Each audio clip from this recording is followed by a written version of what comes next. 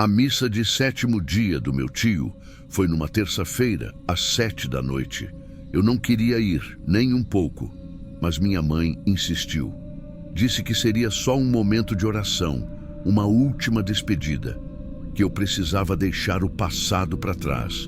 O problema é que o passado não me deixou. Eu cresci ouvindo que a igreja é um lugar de paz, que ali dentro a gente se protege, se encontra com Deus. Mas aquele dia, aquela missa, foi o contrário de tudo isso. Cheguei atrasada de propósito, entrei de cabeça baixa e fiquei no fundo. Não queria ver ninguém, não queria que ninguém me visse. Fiquei ali perto da porta, quase escondida entre o último banco e a parede lateral. Queria que acabasse logo. A missa começou normal.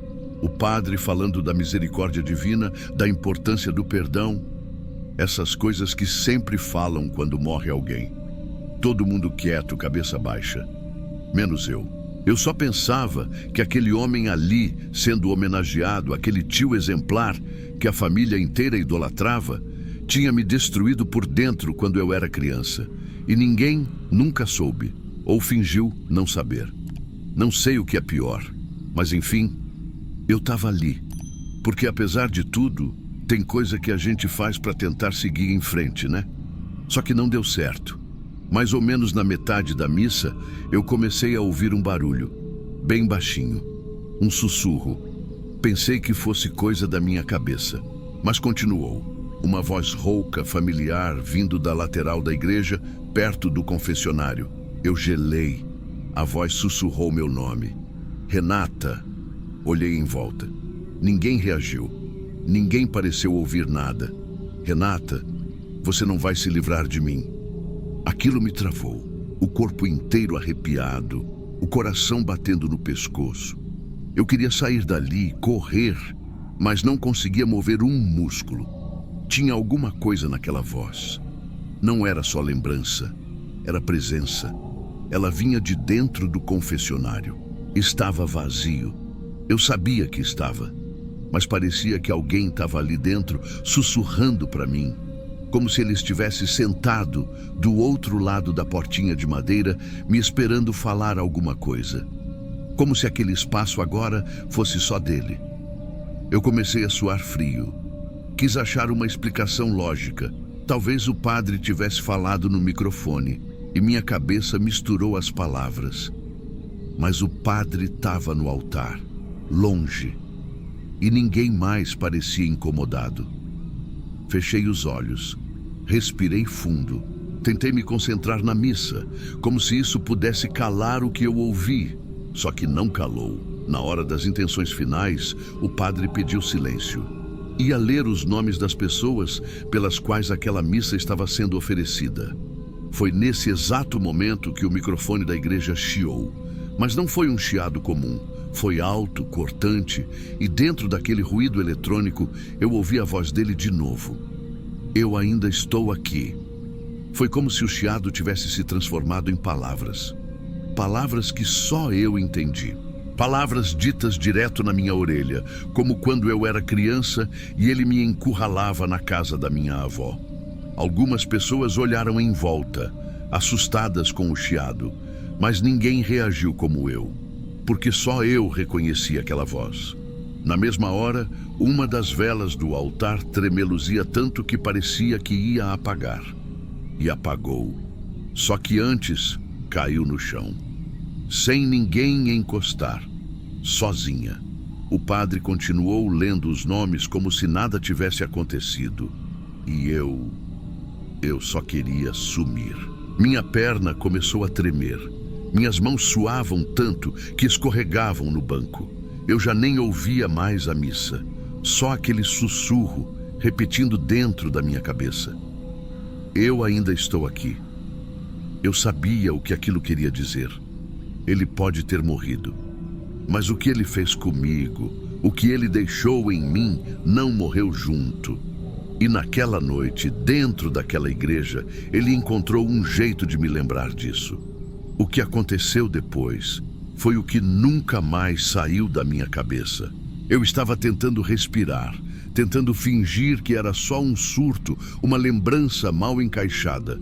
Mas o corpo já não obedecia mais. Tudo dentro de mim gritava para sair dali, para correr. E foi aí que o confessionário rangeu. Um estalo seco, de madeira velha se movendo, como se alguém tivesse acabado de fechar a portinha interna, aquela por onde o padre ouve quem entra. Foi só isso, um barulho simples, mas naquela hora pareceu um trovão dentro da minha cabeça. Eu virei o rosto devagar, muito devagar. Meu coração batia tão forte que parecia que ia furar minha garganta. E quando olhei para o confessionário, não vi só o móvel escuro de madeira. Eu vi uma sombra, sentada. A silhueta de um homem, com os ombros caídos e a cabeça baixa, como se estivesse esperando por mim.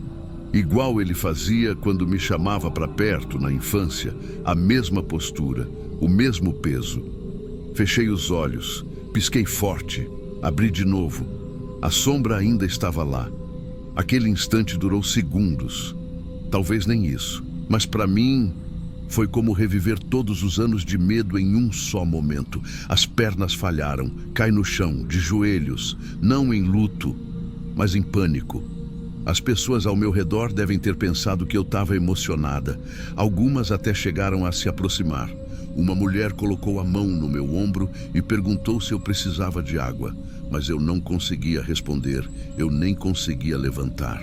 Porque enquanto todos achavam que estavam ali para se despedir de um homem bom, eu sabia que ele ainda estava ali dentro e que aquela missa não era um encerramento, era um aviso. Depois de alguns minutos, consegui me levantar e sair da igreja. Nem olhei para trás. Não esperei bênção final, não quis falar com ninguém. Ignorei os olhares confusos da minha mãe, dos meus primos. Só fui embora. Na rua, o ar parecia mais leve, mas dentro de mim tudo ainda pesava.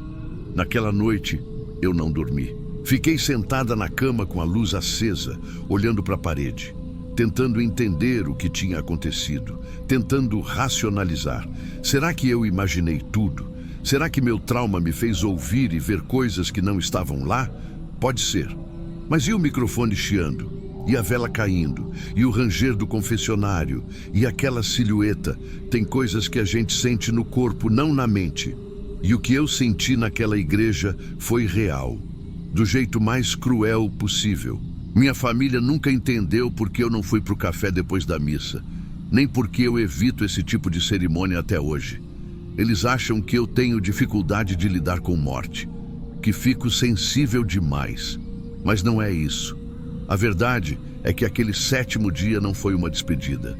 Foi um reencontro que eu nunca quis. E desde então, eu evito igrejas com confessionários. Mesmo que seja para outra missa, para outro evento, eu entro, olho para o lado e vejo aquela cabine de madeira e meu corpo já se arma, como se esperasse que a portinha fosse ranger de novo. Porque às vezes, eu juro que ainda ouço, é sempre quando a igreja está vazia, silenciosa. É sempre quando eu estou sozinha e distraída.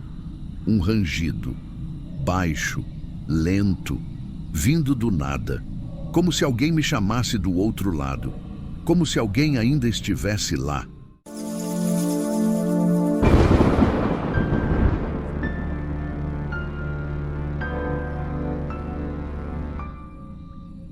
Meu pai morreu numa manhã de quarta-feira. Infarto fulminante, em casa mesmo, enquanto se trocava para ir ao mercado. Não teve grito, não teve despedida. Só o barulho do corpo dele caindo no chão do quarto. Eu nunca vou esquecer o som.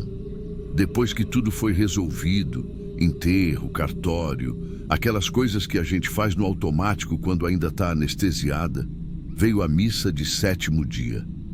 A missa, que até então, para mim, era só um costume, uma homenagem simbólica. Só que naquele dia, alguma coisa ali dentro fez questão de mostrar que não era só isso. A igreja estava cheia. Eu nem sabia que meu pai conhecia tanta gente. Veio o vizinho da rua de trás, colega antigo da feira, até o dono da padaria fechou mais cedo para ir. A gente se sentou bem na frente, minha mãe do meu lado, segurando um lencinho amassado com tanta força que parecia que ia rasgar. Meus irmãos estavam atrás. quietos. A missa mal tinha começado e eu já sentia um peso estranho, como se o ar ali dentro tivesse denso, parado, tipo antes de uma tempestade. No altar, tinham colocado uma mesa com 7 velas grandes, daquelas grossas, brancas, com os nomes escritos em papéis dobrados, presos na base. Cada vela era para uma alma diferente, e uma delas era para o meu pai. Quando o padre começou a leitura, eu notei. A vela com o nome dele não queimava igual às outras. A chama era pequena, fraca, parecia que ia apagar a qualquer momento. E não tinha vento, não tinha janela aberta, não tinha nada. As outras velas estavam firmes, normais. Era como se só a dele estivesse lutando para ficar acesa. Na hora eu só observei, sem comentar. Mas aquela imagem me prendeu. Eu mal conseguia prestar atenção na leitura. Meu olho voltava para a vela o tempo inteiro. Eu sentia algo no peito, uma coisa esquisita, como se tivesse alguém ali comigo que eu não conseguia ver. E aí, bem na hora do Pai Nosso, quando o padre pediu para a gente baixar a cabeça e rezar em silêncio, eu ouvi. Ju, uma voz masculina, nítida, baixa, mas bem próxima. Eu levantei o rosto na hora, meio que num susto. Olhei para o lado, achando que tinha sido meu irmão, mas ele estava com os olhos fechados. Aí olhei para minha mãe, e ela também estava olhando para mim.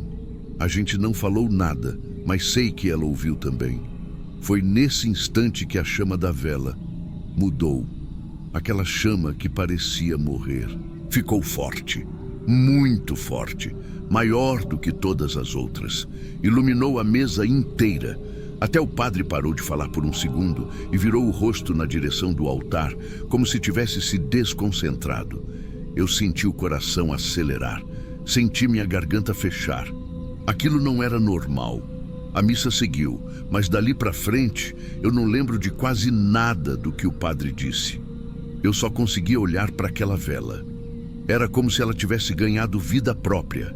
Ela se movimentava diferente, vibrava como se tivesse vontade. Era o olhar do meu pai, eu juro que era. Na hora da bênção final, o padre levantou as mãos e começou aquela parte em que ele pede paz para todos, agradece a presença, entrega a alma nas mãos de Deus. Eu estava de cabeça baixa, tentando respirar, tentando entender o que eu estava sentindo, quando veio uma corrente de vento do nada. Não era brisa. Foi um vento firme, frio, que atravessou a igreja inteira, da porta principal até o altar. A vela do lado apagou. E aí a seguinte, depois outra, e mais outra. As 6 velas ao redor da do meu pai apagaram, uma por uma, como se alguém tivesse passado a mão por cima delas. A única que ficou acesa foi a dele, sozinha, no meio do altar. A chama firme, grande, viva, quase azulada. Foi quando começaram os cochichos. Ouvi alguém atrás de mim sussurrando um misericórdia.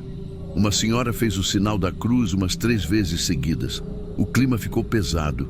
Gente se mexendo no banco, algumas olhando para trás, como se esperassem ver alguém entrando na igreja naquele momento. O padre ficou calado, sério, olhando para a vela. Depois de alguns segundos, ele respirou fundo e disse: algumas presenças não se apagam tão fácil. Eu gelei. Aquela frase ficou batendo na minha cabeça. Eu nem sei se ele quis dizer aquilo no sentido espiritual, poético, ou se ele realmente entendeu o que estava acontecendo ali. Mas na hora, eu chorei. Não foi medo. Foi uma mistura de saudade, alívio, desespero e gratidão. Na saída, como é de costume, as pessoas foram passando na frente do altar para fazer a última oração. Quando chegou minha vez, eu parei. Respirei fundo, fechei os olhos por um segundo. E aí, olhei para a vela. A chama ainda estava ali, firme, dançando leve, mas o que me arrepiou foi o que eu vi no vidro ao lado do altar, no reflexo, o rosto do meu pai, sorrindo, sereno, como se estivesse me vendo de volta. Como se estivesse me agradecendo por eu ter ido, por eu ter acreditado. Não foi sonho, não foi imaginação. Eu vi. Fiquei parada por uns segundos. Não consegui falar nada. Só fechei os olhos de novo e segui. as pernas bambas, o coração num misto de dor e paz. A vela dele só apagou mais de 1 hora depois que a missa acabou, quando o padre recolheu tudo e levou para o fundo da igreja. A chama ainda estava viva, como se não quisesse ir embora. Desde aquele dia, eu nunca mais duvidei, porque eu vi. Na missa de 7º dia, meu pai não estava no cemitério. Ele estava ali, dentro daquela igreja, sentado entre a gente, me chamando pelo nome e dizendo, do jeito dele, que ainda estava por perto.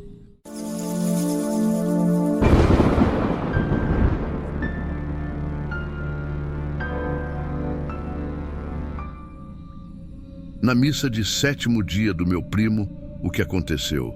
Ninguém conseguiu explicar, mas eu já tinha sido avisado, e foram 3 avisos, 3 noites seguidas, e em todas elas, ele tentava voltar. A primeira batida eu ouvi dormindo. Estava deitado fazia pouco tempo, mas o sono não vinha. Minha cabeça não desligava, sabe? A imagem do enterro, o rosto do meu primo no caixão, a mãe dele desabando na beira da cova. Tudo ficava rodando ali, como se eu ainda estivesse dentro do cemitério. Quando finalmente peguei no sono, sonhei que estava sozinho na igreja. Tudo escuro, só uma luz bem fraca no altar vindo de umas velas. Não tinha mais ninguém, nem padre, nem parente, nem música, só eu. E lá no meio do altar tinha uma urna. Não era a do velório. Essa estava diferente. Era preta com uma faixa vermelha em volta. E na frente dela, escrito o nome dele, Ricardo Martins da Silva, do mesmo jeitinho que estava na missa. Só que parecia que a urna estava cheia. Como se fosse um caixão pequeno. Uma coisa pesada. Só que invisível. Eu não sei explicar. E aí, do nada, vieram as batidas. 3. Secas, fortes, como se alguém tivesse batendo por dentro. Eu acordei de um pulo, com o coração disparado, suando e com uma coisa entalada na garganta, como se eu tivesse gritado no sonho. Mas o pior é que eu acordei com a sensação de que ele não estava aceitando a morte, que aquilo era ele pedindo alguma coisa. Só que não parecia um pedido calmo, tipo, me ajuda. Parecia uma ameaça, um aviso. Tentei me convencer de que era só culpa, luto, coisa da cabeça. Mas no fundo, eu sabia que não era. Na noite seguinte, aconteceu de novo. Dessa vez o sonho estava diferente. Eu não estava mais no altar. Eu estava num banco da igreja, lá no fundo, perto da porta de entrada. E os vitrais, todos tampados com pano preto. O lugar parecia mais frio, mais sufocante. Tava um silêncio tão pesado que eu sentia o peso nos ombros. Parecia que tinha alguma coisa em cima de mim. Aí, de repente, as batidas voltaram, só que não vieram da frente, vieram de baixo. O som vinha do chão, tipo do subsolo da igreja, se é que isso existe. E junto com o som, o banco onde eu estava começou a tremer. Mas não foi um tremor leve, foi como se tivesse algo rastejando por baixo, algo grande. Acordei ofegante, a camisa molhada. Eu mal conseguia respirar. Fiquei um tempo sentado na beira da cama, tentando entender o que estava acontecendo. Minha esposa acordou e perguntou se eu estava bem. Eu contei por cima. Falei do sonho, das batidas, da urna, do banco tremendo, mas ela só colocou a mão no meu braço e disse que eu estava sendo influenciado pelo velório, que era muita emoção. Só que eu sabia, era ele. Ele estava tentando voltar. O Ricardo não era flor que se cheirasse. Ele morreu de forma estranha, num acidente de moto que ninguém entendeu muito bem. Dizem que ele estava fugindo de alguém. Outros dizem que ele mesmo causou o acidente. Mas no enterro, o clima não era só de luto. Era pesado, tenso, como se faltasse coisa dita. Na terceira noite, eu já fui dormir tenso, com medo do que ia sonhar. Mas não foi sonho. Foi o dia da missa de 7º dia. A igreja estava cheia. Muita gente da família, conhecidos, colegas do trabalho dele. O padre era um senhor idoso, de voz baixa, e desde o começo o clima estava estranho. Não sei se era porque todo mundo já estava de cabeça cheia, mas o ar dentro da igreja estava parado, quente, abafado, mesmo com todas as janelas abertas. E aí veio o momento do evangelho. O padre começou a leitura e do nada, o som. 3 batidas secas, mas dessa vez reais. Ecoaram pela nave inteira. Todo mundo ouviu. O altar tremeu, as velas balançaram. Uma delas caiu no chão, espalhando cera quente no tapete da frente. As pessoas começaram a se mexer nos bancos. Alguns olharam para o teto, outros para o chão. Teve uma mulher que segurou firme a mão do marido, tremendo. Eu olhei direto para o padre. Ele ficou pálido. Tentou continuar, mas a voz dele falhava. Ele engasgava nas palavras. Dava para ver que ele também estava com medo. Só que ninguém falou nada. Ninguém se levantou. Ninguém questionou. Porque ali, todo mundo entendeu o que eu já tinha sentido 2 noites antes. Não era só um som. Era ele, o Ricardo. E ainda faltava a bênção final. A missa continuou, mas o clima não voltou ao normal. O padre terminou a leitura tentando manter a calma, mas era visível que ele estava abalado. A gente também. Os olhares começaram a fugir do altar e se cruzar nos bancos. Dava para sentir a tensão subindo, um desconforto geral, como se todo mundo tivesse percebido que tinha alguma coisa errada ali. Mas ninguém queria ser o primeiro a admitir. Faltando pouco para a bênção final, o tempo pareceu desacelerar. Eu estava com as mãos suadas, grudadas nos joelhos, e não conseguia parar de olhar para a urna no altar. Ela estava ali, simples, discreta, como se fosse só um símbolo. Mas para mim, aquilo era ele. E ele não estava em paz. O padre ergueu a mão para dar a bênção. E foi aí que aconteceu de novo. Mas dessa vez foi mais forte, muito mais. As paredes tremeram. As janelas bateram com violência, fazendo o som ecoar como se fosse trovão. Todas as portas da igreja, todas, se fecharam com um estalo só, como se alguém tivesse entrado e trancado tudo. E aí veio o vento. Um vento gelado, seco, sem origem. Entrou com força pelas frestas e apagou todas as velas de uma vez. Cada uma. Até as que estavam protegidas em redomas. A igreja ficou no escuro, um escuro absoluto. No meio do breu, eu escutei um barulho abafado de gente se levantando, tropeçando nos bancos, sussurros de medo, orações murmuradas. Alguém chorou, outro caiu no chão. Mas ninguém gritava ainda, parecia que todo mundo estava paralisado. Foi aí que eu vi, lá na frente, bem no altar, uma silhueta. Não era reflexo, não era sombra, era alguém, parado, com a postura reta, imóvel e olhando para frente. Não dava para ver rosto, nem roupa, só o contorno, como se fosse feito de breu mais denso que o resto da escuridão. Mas eu soube, no segundo em que vi, eu soube. Era o Ricardo, ali, diante de todo mundo. E quando ele abriu a boca, ou o que quer que fosse aquilo, o som que saiu não foi voz comum. Foi grave, arranhado, como se tivesse vindo de dentro da terra. Um som que não se ouve com os ouvidos, mas que atravessa o corpo. Eu não terminei. A frase ressoou em todos os cantos da igreja. Fez o chão tremer, e aí sim vieram os gritos. Gente correndo, pisando em banco, criança chorando, mulher desmaiando, alguém tentando forçar a porta da frente que não abria de jeito nenhum. O pânico virou desespero coletivo. Eu fiquei paralisado, não consegui levantar, não consegui piscar. Só olhava aquela coisa no altar, parada, me encarando, como se tivesse vindo só para mim. Até que sumiu, do nada, como se tivesse sido puxado para trás, engolido pela escuridão. E as luzes acenderam sozinhas. As portas se abriram com estrondo. O padre caiu de joelhos, sem dizer uma palavra.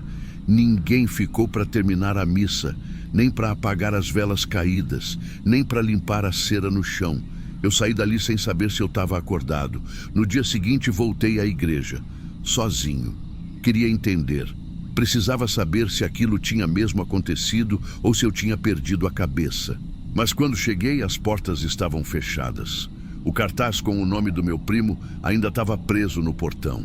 Fiquei parado ali um tempo, o vento balançando as árvores, o sol forte em cima e nenhum som vindo de dentro, até que eu ouvi, de novo, 3 batidas secas lá dentro, iguais às do sonho, iguais às da missa, e não tinha ninguém lá.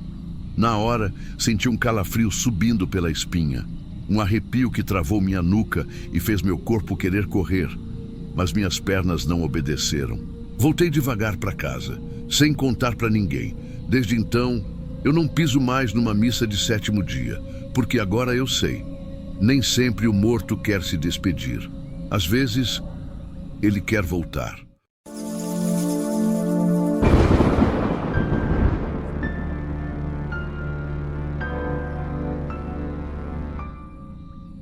Foi no meio da missa que eu vi minha avó, mesmo ela já tendo sido enterrada 7 dias antes. A igreja estava cheia. Era sábado, fim de tarde. A luz entrando pelos vitrais dava aquela coloração amarelada que parece deixar tudo mais triste. A missa era para ela. Missa de 7º dia. Minha avó se chamava Yolanda. O nome combina com ela, sabe? Era uma mulher pequena, de fala mansa, mas que carregava uma força impressionante. O tipo de pessoa que sentava no mesmo banco da igreja há 30 anos e sabia o nome de todas as beatas. A missa era um ritual sagrado para ela. E por mais que tivesse 82 anos, ninguém achava que ela ia partir tão de repente. Não deu tempo nem de se despedir direito. Quando a missa começou, a gente se acomodou na fileira que a família sempre ocupava. Fui eu, minha mãe, meus tios e 2 primas. Eu estava bem quieta, olhando para o altar, tentando não me desmontar. Foi aí que eu vi o banco da frente, vazio, sozinho, no meio da fileira, como se tivesse sido deixado ali, guardado. Ninguém se senta naquele banco na hora da missa? Claro que sim, sempre tem alguém, principalmente num sábado à tarde. Mas aquele banco não. Estava ali como um espaço reservado. E eu não conseguia parar de olhar. Tinha algo naquilo me incomodando, me puxando o olho de volta, mesmo quando eu tentava focar na liturgia. Aí, durante a homilia, aconteceu. Eu senti um arrepio na nuca, forte, aqueles que te fazem ajustar a postura sem perceber. Olhei de novo para o banco e vi minha avó sentada, de perfil. Ela estava com o vestido azul de manga longa que usava nas datas importantes da igreja. O cabelo preso no coque que ela mesma fazia com grampo. A mesma postura, coluna reta, mãos cruzadas no colo, olhar calmo voltado para o altar. Eu congelei.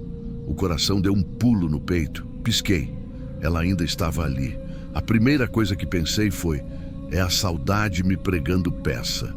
Mas aí, sem pensar muito, apertei o braço da minha mãe. Ela estava do meu lado. Ela virou o rosto rápido e sussurrou, quase sem mexer a boca: você também está vendo? A sensação de gelar por dentro, de ter certeza de que não era só coisa da minha cabeça. Não trocamos mais palavra. Ficamos as 2 olhando. Minha mãe com os olhos marejados, respirando fundo. Minha avó não olhou para a gente em nenhum momento.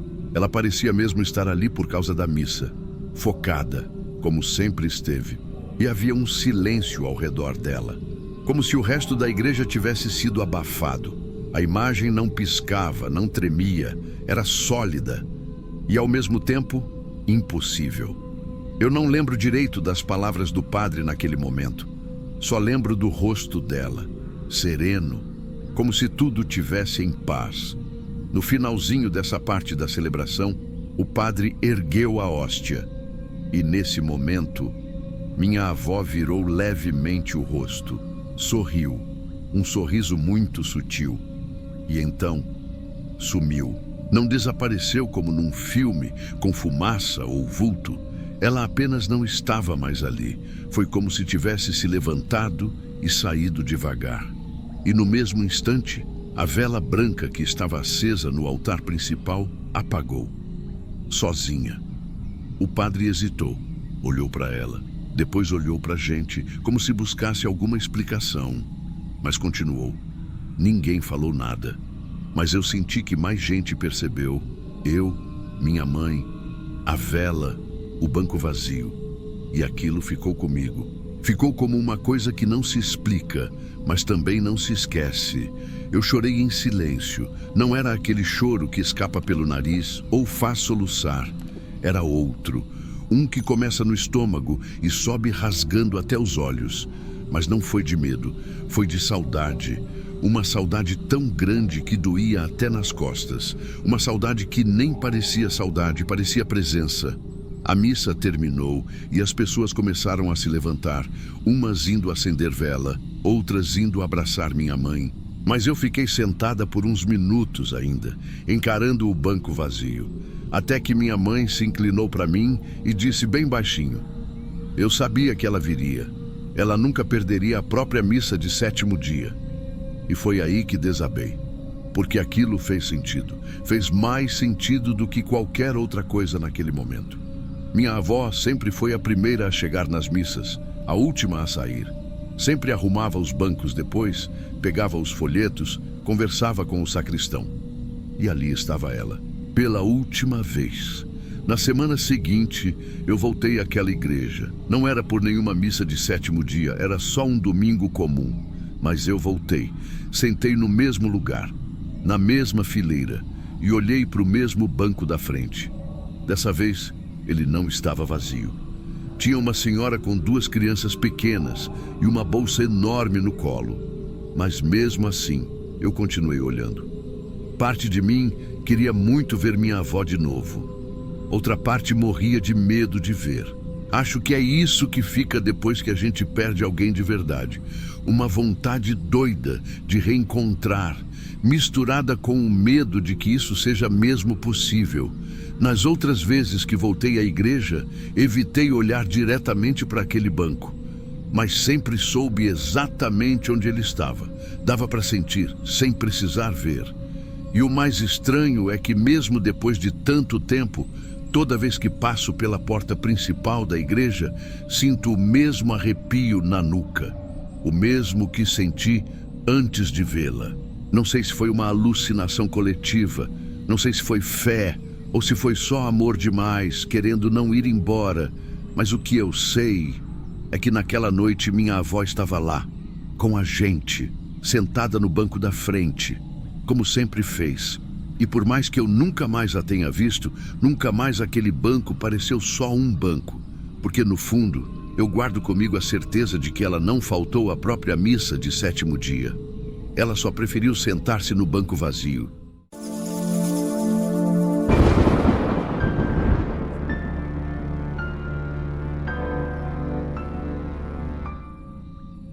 Eu não devia ter ido naquela missa. Sabia que a família dela não ia gostar de me ver ali, mas fui mesmo assim, só para ouvir a voz dela uma última vez. Helena tinha morrido 7 dias antes, num acidente que eu nem fiquei sabendo direito como foi. Um amigo em comum me mandou mensagem, disse que ela tinha saído de moto numa noite de chuva e que não voltou. A gente já estava separado fazia quase 2 anos. Cada um seguiu a vida. Mas tem gente que você não desliga, mesmo quando diz que desligou. Eu não fui no velório, não tive coragem. Mas no 7º dia, quando vi o post da missa, coloquei uma camisa escura e fui. Cheguei antes da cerimônia começar e entrei escondido, sem fazer barulho. Fiquei lá atrás, num banco isolado perto do coro da igreja. Meio escuro, mas dava para ver os jovens do grupo de música se organizando, afinando o violão, sussurrando as vozes. Me sentei, respirei fundo e tentei não pensar no que eu estava sentindo. Quando o padre entrou e a missa começou, foi como se tudo ao redor tivesse diminuído.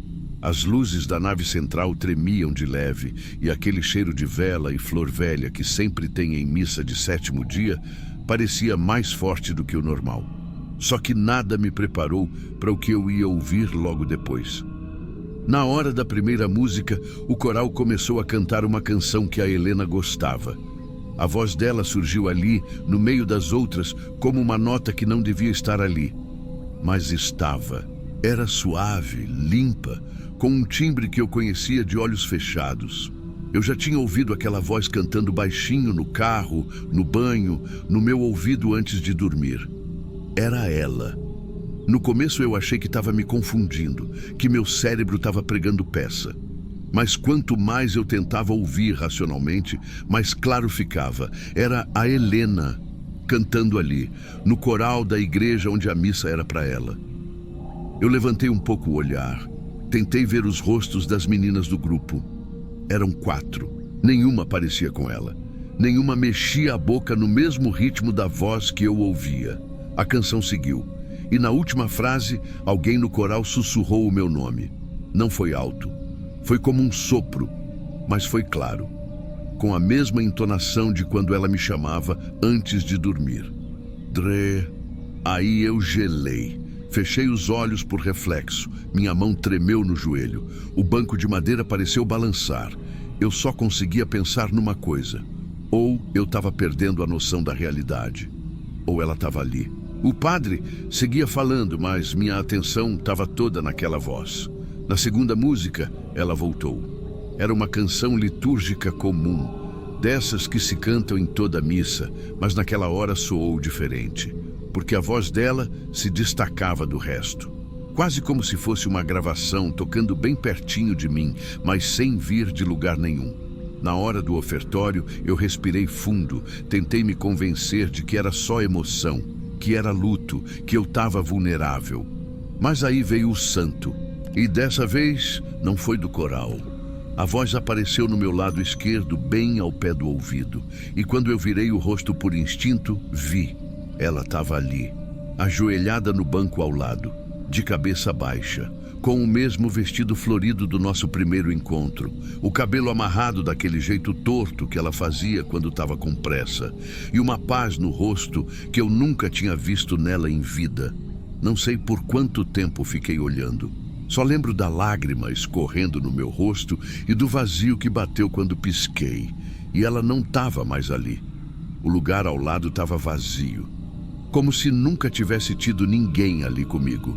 Mas eu sentia o perfume dela, aquele de lavanda suave que ela usava nos dias de calor, e a sensação de que, por algum motivo, ela tinha vindo se despedir. Na hora da comunhão, eu não levantei. Fiquei ali parado, tentando entender se eu tinha realmente visto o que vi, ou se só estava sendo engolido pela saudade. Mas então a música voltou. Era o Cordeiro de Deus. E a voz dela, a mesma que eu tinha ouvido desde o início, começou a cantar de novo. Só que dessa vez, mais baixa, quase triste, como se estivesse se afastando. Eu olhei para frente. A família dela estava toda sentada junta num dos primeiros bancos da igreja. Mãe, pai, uma tia, 2 primos, todos com o rosto fechado, olhos fundos, e o lugar onde ela estaria, aquele espaço entre o pai e a mãe, estava vazio. Eu encarei aquele espaço por alguns segundos, e aí por um instante, juro que vi, ela estava lá, não como antes do meu lado, mas mais distante, em pé, com os olhos em mim, como quem finalmente tinha aceitado ir embora. E ela sorriu. Não era um sorriso de felicidade, era de paz, como se dissesse: "Tá tudo bem agora, eu só precisava cantar mais uma vez." Foi nesse momento que a vela central do altar apagou sozinha. Não teve vento, não teve movimento. Ela só se apagou. Na mesma hora em que a voz dela sumiu de vez. O coral ainda continuava cantando, mas agora tudo soava comum de novo. Plano, sem alma. E aquele banco onde eu vi ela, no meio da família, estava de novo vazio. A missa seguiu como qualquer outra. O padre agradeceu a presença, deu a bênção final. As pessoas começaram a sair em silêncio, mas eu não conseguia me mover. Fiquei lá, sentado no fundo da igreja, com a cabeça baixa e os olhos molhados, tentando entender se aquilo tudo tinha mesmo acontecido. Se a voz era real, se a presença era real, ou se era só a saudade me despedaçando aos poucos. Não fui falar com a família, eles nem me viram e, sinceramente, acho que se vissem, teriam dito que eu não tinha o direito de estar ali. Mas eu sabia que tinha. Aquela foi a minha despedida, ou a despedida dela. Porque desde aquela noite eu nunca mais ouvi a voz da Helena, mas também nunca mais consegui ouvir um coral de igreja sem procurar por ela. Sempre que alguém canta mais suave, mais limpo, mais afinado, eu paro, seguro o ar e espero escutar meu nome de novo. Mas nunca mais aconteceu. E mesmo assim, às vezes, quando eu tô sozinho, quando fecho os olhos, ainda escuto a Helena cantar bem baixinho, como se a missa de sétimo dia dela não tivesse acabado de verdade.